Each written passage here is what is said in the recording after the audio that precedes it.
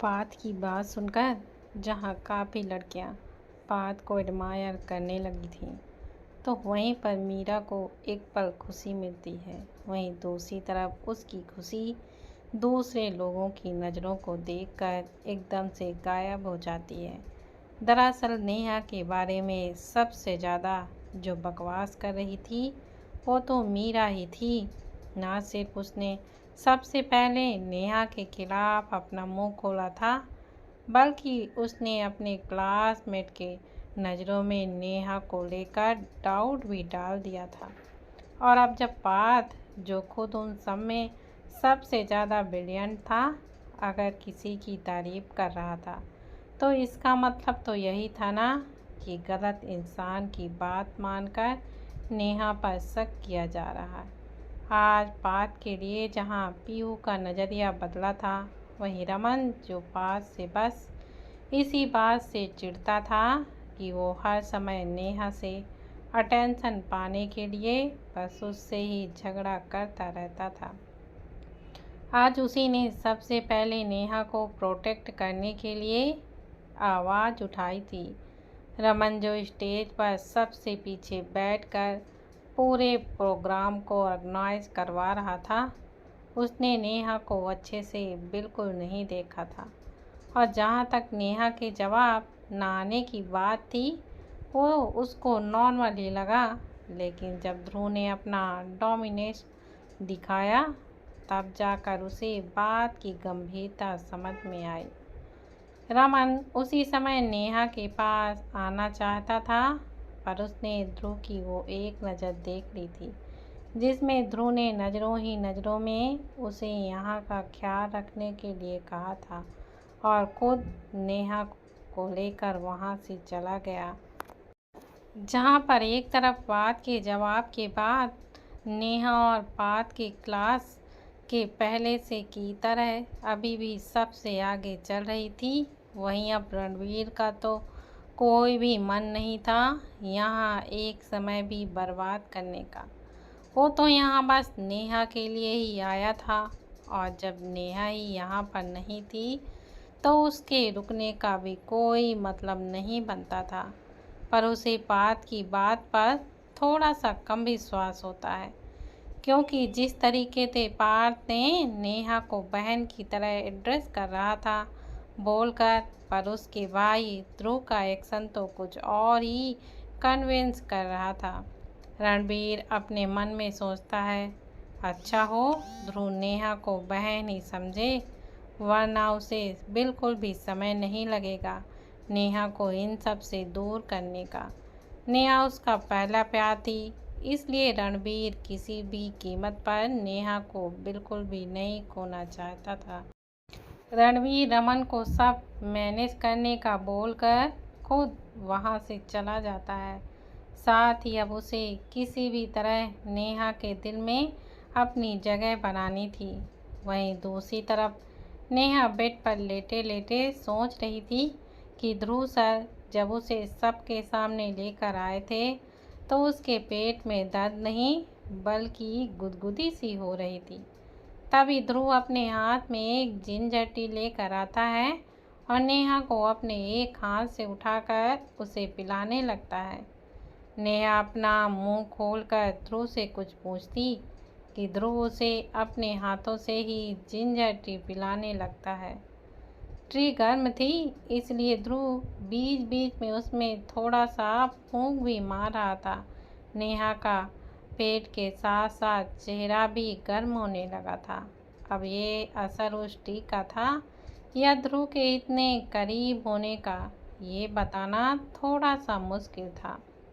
नेहा को नहीं पता था कि ध्रुव सर, जिनके चेहरे पर पहले हमेशा डू नॉट डिस्टर्ब वाला लुक रहता था, आज अचानक इतना केयरिंग वाला लुक कब से आने लगा। नेहा जितना अपनी कनखियों से ध्रुव को बीच बीच में देखती, उतना ही उसे ध्रुव से और भी ज़्यादा प्यार होने लगता। अब लड़कियां जो एक केयर में ही इतना अपने आप को परी समझने लगती हैं, तो यहाँ तो ध्रुव की केयर नेहा के पेट में बटरफ्लाई लाने के लिए काफ़ी थी। टी पीने के बाद नेहा ध्रुव से कहती है, सर क्या आप मेरी दोस्त को बुला सकते हैं? I need my friend right now. जिसमें ध्रुव तुरंत नेहा के मुंह पर ही अपना जवाब सुना देता है, नो।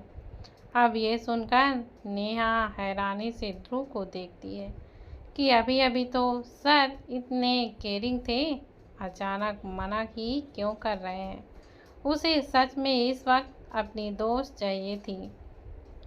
ध्रुव नेहा का कंफ्यूज चेहरा देखते हुए अपनी टोन को थोड़ा प्यार बनाते हुए पूछता है, अगर बात सिर्फ दोस्त है तो मैं क्या हूँ? तुम ही ने कहा था ना कि हम दोस्त हैं, तो अब मुझसे अपनी बात रखने में कैसी शर्म? और वैसे भी I know this is normal. तुम्हारी सारी नेसेसरी चीज़ मेड ने रख दी है। तुम्हें क्या लगता है ये टी मैंने बनाई है? ये मेड ने बनाई है, मैं तो बस देने आया था। नेहा का ओह वाला लुक अब थोड़ा सा नॉर्मल होता है। वो ये कैसे भूल गई कि पार्थ और ध्रुव किसी हॉस्टल में नहीं बल्कि कॉलेज में ही उनका एक गेस्ट हाउस है, जहाँ सच में सभी चीज़ें मिल सकती थी। लेकिन तभी उसको याद आता है कि उसे अभी क्या चाहिए, और उसे याद करते ही नेहा शर्माने लगती है। नेहा अपने मन में सोचती है कि ये एक्सेसरीज सामान क्या इनका मतलब है पैड पर? उन्हें क्या ज़रूरत थी रखने की? वो कौन सा यहाँ रहती हैं? उसे तो यहाँ खुद ध्रुव सर लेकर आए थे, और अगर मेड है यहाँ तो उसे ही रूम के अंदर भेजते। कम से कम वो उनसे हीटिंग पैड ही लाने को बोल देती। जहाँ नेहा शॉक्ड पर शॉक्ड हो रही थी, वहीं ध्रुव ने जितना नेहा को बताया था उसका कुछ ही परसेंट सच था। दरअसल ध्रुव ने ये बात सच थी कि नेहा के लिए लड़कियों वाला सामान मंगा लिया था, पर ये जिंजर टी उसी ने बनाई थी। वहीं मेड या और सर्वेंट को बस इतना ही पता था कि नेहा रमन के साथ साथ पार्थ के लिए भी उसकी बहन के जैसी ही है, इसलिए उन्होंने ध्रुव की केयर को लेकर ज़्यादा ध्यान नहीं दिया। बस एक पल के सदमे में ज़रूर सब आए थे जब उन्होंने ध्रुव सर को किसी लड़की को अपने रूम में ले जाते हुए देखा था, जबकि नेहा उनके हिसाब से पहली लड़की थी जो ध्रुव सर के कमरे, यहाँ तक कि उनकी बाहों में भी आई थी। लेकिन जब ध्रुव ने कहा कि नेहा के लिए मेंस्ट्रुअल पीरियड में जो जो चीज़ें चाहिए सभी 10 मिनट में चाहिए, तब जाकर उन्हें पता चलता है कि ये लड़की नेहा है, यानी पार्थ सर के सबसे करीब। ध्रुव को उस मेड ने इतना भी बता दिया था कि इस टाइम नेहा को हीट चाहिए होगी, जैसे कि हॉट वाटर बैग, और जितना ज़्यादा नेहा इस समय आराम करेगी उतना जल्दी पेन पीरियड भी कम हो जाएंगे। ध्रुव को याद आता है उसका हीटिंग पैड तो ऑलरेडी नेहा के पास ही है, लेकिन अगर सिर्फ हीट देना है तो उसके लिए उसे किसी हीटिंग पैड की ज़रूरत नहीं होगी। ध्रुव देखता है कि नेहा अब अपने पेट पर हाथ रखे हुए थी, साथ ही हल्की हल्की सांस लेकर अपनी आँखों को भी बंद कर रही थी, जैसे जिंजर टी की गर्मी को अपने पेट के रास्ते में ले जा रही हो। नेहा को अपने पेट पर किसी गर्म चीज़ का अभाव होता है तो तुरंत अपनी आंखें खोलकर जब नेहा देखती है तो वो गर्म चीज़ कोई हीटिंग पैड नहीं बल्कि ध्रुव के गर्म हाथ थे।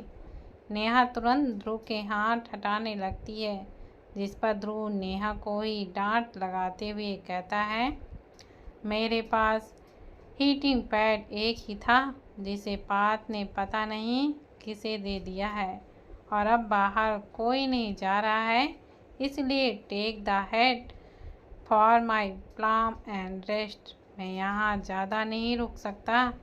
नेहा को याद आता है वो जापानीज लैंग्वेज में लिखा हुआ पैड जो वास्तव में उसके लिए वरदान था, वो असल में ध्रुव सर का था, लेकिन वो तो कब से नेहा के पास था। नेहा थोड़ा एम्ब्रेस होकर ध्रुव को बता देती है कि उसे हीटिंग पैड पार्थ ने ही दिया था और वो लौटा नहीं पाई, जिस पर ध्रुव कुछ सोचते हुए बोलता है कि उसके लिए वो किसी काम का नहीं था, उसे थोड़ी ना मंथली कैंपस होते हैं।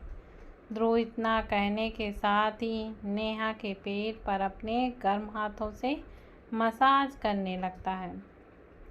नेहा मना करना चाहती थी, आखिर वो कैसे हीटिंग पैड को हीटिंग हैंड समझकर अपने पेट पर रखने दे सकती थी। नेहा ध्रुव से कहती है, सर सर सर पर आप। ध्रुव तुरंत नेहा को चुप करा देता है और फिर नेहा को समझाते हुए कहता है, it is a science that are transferring for the heat. Heat देने के कई तरीके हैं। Heat can be transform from the person to another. अब साइंस नहीं पढ़ी तो अभी डोमिनेस्टेट करके दिखाता हूँ। इतना कहकर ध्रुव नेहा के चेहरे की तरफ बढ़ने लगता है, जिसे देखकर नेहा, जो किसी तरह अपने लाल हो चुके चेहरे के साथ ध्रुव को रोक देती है और खुद कहने लगती है, heating here is better dominated. क्या मतलब है इसका? और कैसे हीट ट्रांसफॉर्म हो सकती है, जिसके लिए उसके चेहरे के करीब आना पड़ता है। साइंस तो उसने भी पढ़ी थी, पर ये वैलिड साइंस पहली बार सुन रही है। पर कमाल की बात थी कि ध्रुव की साइंस में लॉजिक जरूर था, क्योंकि हैंड एक्चुअल में नेहा के पेट पर फील हो रही थी, जैसे हीटिंग पैड से होती है। बल्कि यहाँ का टेम्परेचर तो कम नहीं बल्कि बढ़ता ही हुआ था। ध्रुव जब देखता है कि नेहा मान गई है तो उसने अपने आप पर प्राउड करके ध्रुव अपने हाथों से ही नेहा के पेट पर मसाज करने लगता है। ये बात सच थी कि ध्रुव का हाथ किसी हीटिंग पैड से कम नहीं था। ध्रुव को मसाज करना भी अच्छे से आता था।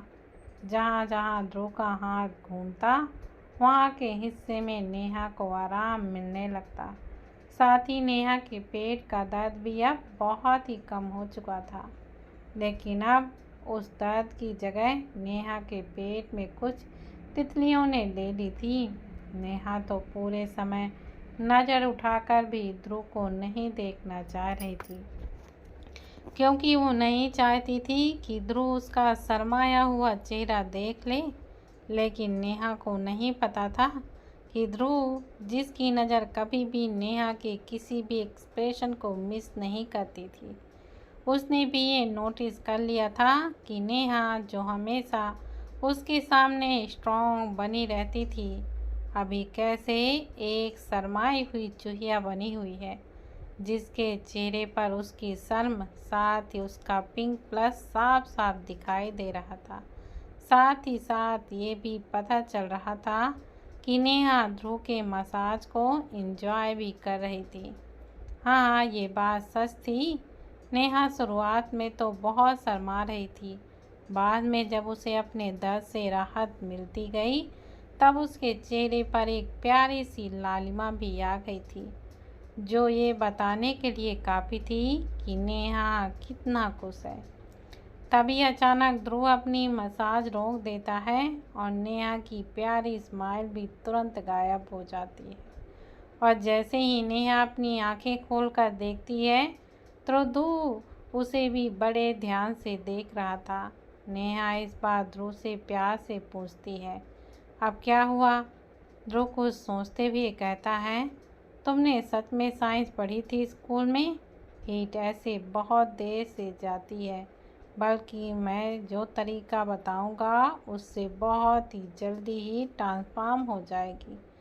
नेहा हैरानी से पूछती है, ऐसा कौन सा तरीका है जो उसे नहीं पता? लेकिन अब नेहा ध्रुव के दिमाग को समझ गई थी, जो हर बार सही ही निकलता है। इसलिए नेहा इस बार खुद उस तरीके का इंतज़ार करने लगती है। ध्रुव थोड़ा मुस्कुरा कर कहता है, लेट मी सो नाउ, बोल कर बिना नेहा को कोई वार्निंग दिए उसके होंठों पर किस करने लगता है। हाँ, ये तरीका तो सही था हीट ट्रांसफॉर्म करने का, लेकिन तभी नेहा के सारे डाउट्स एक ही झटके पर गायब हो जाते हैं, क्योंकि ध्रुव किसके साथ साथ अपने हाथों से नेहा के पेट पर अपने हाथ भी चला रहा था। कुछ ही समय हुआ होगा कि ध्रुव नेहा के होंठों से अपने होंठ अलग करके पूछता है, क्या कहीं पर दर्द है? ये होता है सही तरीका। इससे ना सिर्फ हीट ट्रांसफॉर्म होती है, बल्कि दर्द का ख्याल भी दिमाग में नहीं आता है। I am right. नेहा एकदम शॉक्ड हो जाती है ध्रुव के साइंस लॉजिक को सुनकर। वहीं ध्रुव अपने एक्शन से, अपनी रीजनिंग से नेहा को रॉक्ड कर देता है। तो दोस्तों, क्या लगता है रणवीर के दिल्ली आने का मकसद?